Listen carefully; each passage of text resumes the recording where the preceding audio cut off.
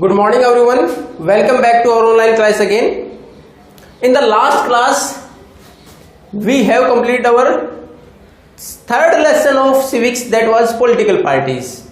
Now we are moving towards our second lesson of history, that is nationalism in India. Before that we have completed one lesson of history, that was nationalism in Europe. Now we are going to discuss what the difference between the nationalism in India and what is the difference and nationalism in Europe. Then afterwards the different conditions in which we have gone through the process of nationalism or struggle for our independence, and who are the major leaders, what are the different movements were organized by our freedom fighters or our major leader Mahatma Gandhi, and what were the result of those movements, and what was the effect in overall making of India of all those movements. Now we are going to discuss first by differentiate in both nationalism in Europe and in India. In Europe, basically the idea of nationalism was connected with or associated with the nation states. It means they just want to make a state or a country with single identity by merging all different densities or small states come together as one identity. अब nation states में था क्या, Europe में ज्यादातर states, इसलिए nationalism राष्ट्रवाद किस प्रकार था कि हमारे यहाँ जो छोटे छोटे राज्य हैं, छोटी छोटी रियासतें हैं, वो इकट्ठी हो और एक देश की पहचान हो और सबकी एक कॉमन आइडेंटिटी हो एक देश के नाम पर। उस टाइम पर वहां नेशनलिज्म किस प्रकार था कि हमारी एक कॉमन पहचान, हमारा कॉमन फ्लैग हो, कॉमन यूनिफॉर्म हो, उस प्रकार कॉमन हमारा कोई, अगर हम कॉमन की बात करें तो कॉमन क्या सॉन्ग्स वगैरह हो, हमारे नेशनल एंथम जैसे हमारा वैसे नेशनल एंथम हो, कॉमन लैंग्वेज हो। तो ये सारी चीजें यूरोप में क्या था, नेशन स्टेट्स का मीनिंग कि एक नेशनलिज्म वहां किस प्रकार स्प्रेड हुआ था, एक कॉमन आइडेंटिटी के तौर पर कि अलग अलग स्टेट की पहचान ना हो, कि देश के तौर पर एक पहचान हो। लेकिन भारत में किस प्रकार था, भारत में ब्रिटिशर शासन करते थे। अब ब्रिटिशर शासन करते थे, they oppressed every section of the society, they exploited nearly about every section of the society. उन्होंने लगभग हर वर्ग का शोषण किया था। अब हर वर्ग परेशान था, हर वर्ग ने किसी न किसी प्रकार से उनके सामने संघर्ष किया था अपने आप के सर्वाइवल के लिए। तो उनकी सबकी एक कॉमन आइडेंटिटी क्या थी कि first of all we are supposed to come out from that particular operation of the Britishers, कि सबसे पहले तो हम इस जो ये हमारे खिलाफ अत्याचार कर उससे बाहर निकले। हर वर्ग चाहता था इस प्रकार का। तो यह हमारे नेशनलिज्म किस प्रकार है, एंटी कॉलोनियल मूवमेंट। तो हमारे राष्ट्रवाद की शुरुआत किस प्रकार हुई थी, पहले तो एक कॉलोनियल गवर्नमेंट से खिलाफ जाए, आंदोलन चलाए, इसको हटाए। तो हमारे राष्ट्रवाद की शुरुआत किससे हुई, एंटी कॉलोनियल मूवमेंट, जैसे बहुत सारे और कॉलोनीज में हुई थी, बहुत सारे और कॉलोनीज जहां की पहले किसी और देश का शासन था, वहां भी ऐसे ही हुआ था, भारत में भी ऐसे ही हुआ। लेकिन हमारा प्रॉब्लम क्या थी, डाइवर्सिटी बहुत ज्यादा है, लैंग्वेज की, रिलीजन की, रीजन की, बहुत सारे कल्चर की डाइवर्सिटीज हैं। तो उसमें हर सेक्शन के ऊपर अलग अलग प्रभाव पड़ा था ब्रिटिश शासन का। तो हर सेक्शन ने अलग अलग अनुभव लिया था। तो इतना आसान नहीं था सबको एक होके चलना, और इस प्रकार इतना आसान रहा भी नहीं, और हर बार ऐसा नहीं है कि ऐसा संभव हो भी गया हो। हमारे एक मेजर लीडर उस टाइम पर आए, कौन, महात्मा गांधी, जिन्होंने प्रयास किया just unite the whole country against the Britishers, जो उनकी गलत पॉलिसी के खिलाफ इकट्ठा किया जाए लोगों को, then continue for the struggle and ultimately to lead to the freedom, कि हम आजाद हो जाएं। लेकिन हर बार ऐसा नहीं था, देयर वाज नो कन्फ्लिक्ट, ऐसा नहीं था कि कभी विवाद हुआ ही नहीं। उसमें प्रॉब्लम आती थी, कुछ अलग सेक्शन ऑफ द सोसाइटी जो कि हो सकता था ब्रिटिशर्स को भी अच्छा मानते हो, जो हमारा पढ़ा लिखा सेक्शन था वही मानता था कि जो ब्रिटिशर्स की व्यवस्था है वो it is better than ours, कि हमारे साथ से ज्यादा अच्छी है। तो उसमें विवाद भी रहे। अब वो कौन सी कंडीशंस थी, उसके बावजूद हमारे यहाँ इतना बड़ा डेवलपमेंट हुआ मूवमेंट के तौर पर, अल्टीमेटली वी गॉट फ्रीडम, और हमें आजादी भी मिली। उसमें सबसे बड़ी कंडीशन जो थी वो हमारा फर्स्ट वर्ल्ड वॉर जो था 1914 से 18, जो उसके दौरान या उसके बाद जो परिस्थितियां बनी, उन्होंने हमारे यहाँ जो राष्ट्रवाद की भावना थी इसको और आगे बढ़ा दिया। अब किस प्रकार क्या क्या कंडीशंस बनी वो देखो। आफ्टर फर्स्ट वर्ल्ड वॉर, अगर फर्स्ट वर्ल्ड वॉर की बात करें 14 से 18, huge increase in defence expenditure. तो सबसे पहले तो हर देश को लगने लगा कि मजबूत सेना होनी चाहिए ताकि युद्ध में हम जीत पाए। तो सेना का खर्चा बढ़ा दिया गया, सेना यानी रिक्रूटमेंट बढ़ा दिया गया, रिक्रूटमेंट बढ़ेगी, उनकी सैलरी बढ़ेगी, उसके साथ साथ और एम्यूनेशन, उनके लिए जो सामान चाहिए, जो वो सारी चीजें साथ ही साथ एक्सपेंडिचर बढ़ेगा, उनकी सुविधाओं के लिए एक्सपेंडिचर बढ़ेगा। तो पहले तो huge increase in the defence expenditure, सेना, रक्षा सेनाएं थी, उनका खर्चा बहुत ज्यादा बढ़ा दिया गया, उनकी कंडीशन इस प्रकार की बना दी, यानी एक तो सेनाएं बड़ी करनी पड़ी, उसके लिए खर्चा बढ़ाना था, उनके लिए इंस्ट्रूमेंट जो भी खरीदने थे, टूल्स, वेपन्स, व्हाटएवर, और यूनिफॉर्म्स वगैरह, उसके लिए खर्चा बढ़ा। अब पैसा आएगा कहां से?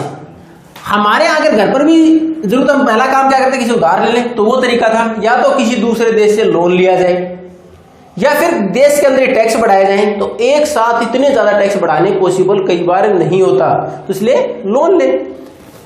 अब उन्होंने इसी का तरीका अपनाया, टैक्सेस का। कस्टम ड्यूटीज रेज्ड, जो हमारे यहां से बाहर सामान जाता था, एक्सपोर्ट और इंपोर्ट के ऊपर टैक्स थे, उनको इंक्रीज कर दिया गया। एक्सपोर्ट इंपोर्ट थोड़ा मुश्किल होगा, एक्सपोर्ट इंपोर्ट के जो टैक्स थे उनको इंक्रीज कर दिया गया। उसके बाद income tax introduced for the very first time, यानी 1918 से पहले भारत में आयकर नहीं होता था, इनकम टैक्स नहीं होता था, और वो इंट्रोड्यूस कर दिया गया अंग्रेजों के द्वारा कि अब आपकी इनकम के ऊपर भी टैक्स लगेगा, आप जो कमाओगे उसको भी टैक्स देना होगा। अब उसके बाद प्राइसेस इंक्रीज्ड, क्योंकि due to the able bodied person were in the war, कि ज्यादातर लोग युद्ध लड़ने में व्यस्त थे, प्रोडक्शन था वो कम होता चला गया था, उसकी वजह से जो कॉमन चीजें थी, सामान्य लोग थे, उनको थोड़ी परेशानी बढ़ी, क्योंकि कीमतें बढ़ती चली गई, प्रोडक्शन नहीं हुआ। तो हार्ड टू सर्वाइव, सामान्य लोगों के लिए सर्वाइव करना मुश्किल होता चला गया, यानी लगातार जो आवश्यक चीजें थी उनकी कीमतें बढ़ी, जिसकी वजह से लोगों के लिए सर्वाइव करना मुश्किल होता चला गया। फोर्स्ड रिक्रूटमेंट, उसके बाद देखो आपने पहले ही huge expenditure in the defence, पैसा बढ़ाया गया था। अब पैसा एक तो सेना में बाकी इंस्ट्रूमेंट वगैरह प्रोवाइड कराने के लिए, टेक्नोलॉजी को डेवलप करने के लिए, उसके लिए था। दूसरा, सेना ही की संख्या ही बढ़ाई गई, लोगों की संख्या बढ़ाई गई। तो फोर्स रिक्रूटमेंट, अगर लोग इच्छुक नहीं थे सेना में जाने के, उसके बावजूद गांव से जबरदस्ती सेना के अंदर भर्ती किया जाने लगा कि you have to fight the war for us, कि हमारे लिए आपको युद्ध लड़ना है, आप सेना में आए। उनको जबरदस्ती रिक्रूटमेंट होने लगा गांवों से। The villages are asked to provide the soldiers, गांव को बोला गया कि आप सेना में सोल्जर्स प्रोवाइड कराएं। तो सेना के अंदर रिक्रूटमेंट, फोर्स रिक्रूटमेंट होना शुरू हो गया, जबरदस्ती लोगों को सेना के अंदर भेजा जाने लगा।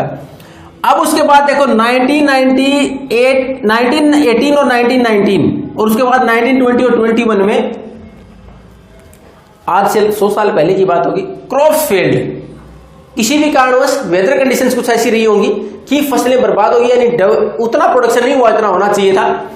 इन्फ्लुएंजा एपिडेमिक, और जैसे आज कोरोना की बीमारी चल रही है, ऐसे ही एक ऐसी बीमारी विच स्प्रेड और इन्फेक्शियस, जो कि बहुत जल्दी फैलती थी, इस प्रकार की एक बीमारी फैली और वो महामारी का रूप ले लिया। अब भी महामारी है, एक महामारी का रूप ले लिया गया।